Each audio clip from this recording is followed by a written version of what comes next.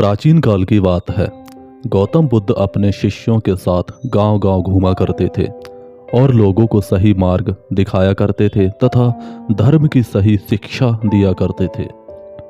एक दिन बुद्ध अपने शिष्यों के साथ एक गांव पहुंचे, जहां एक व्यक्ति ऐसा था जो बुद्ध के प्रति बहुत ही क्रोधित भाव रखता था। उसने बुद्ध की शिक्षाओं को समझे बिना ही उनके प्रति घृणा और अपमान की भावना अपने मन में बिठा रखी थी। जैसे ही बुद्ध उस गांव में पहुंचे, वह व्यक्ति उनके पास आया और उन्हें अपशब्द कहने लगा।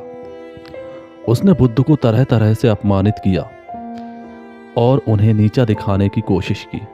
बुद्ध शांति से उस व्यक्ति की बातों को सुनते रहे।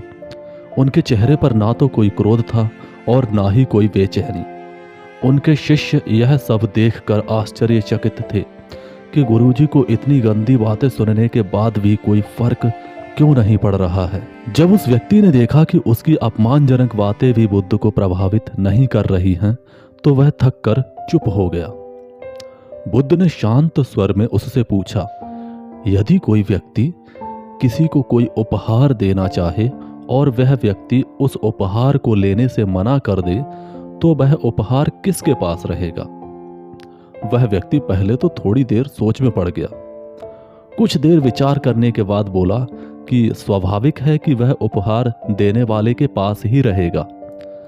बुद्ध ने मुस्कुराते हुए कहा, तुमने जो अपशब्द और क्रोध मुझ पर फेंका है, उसे मैं स्वीकार नहीं कर रहा हूं, इसलिए यह तुम्हारे पास ही रहेगा। यह सुनकर वह व्यक्ति हक्का बक्का रह गया। उसने पहली बार इस तरह की बातें सुनी थी।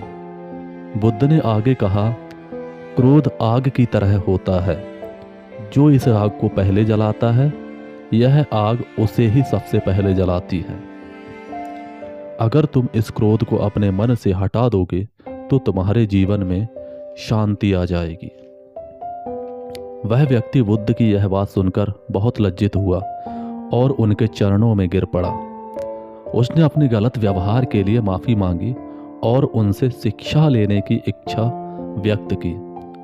बुद्ध ने उसे क्षमा कर दिया और कहा, मनुष्य का सबसे बड़ा शत्रु उसका अपना क्रोध है।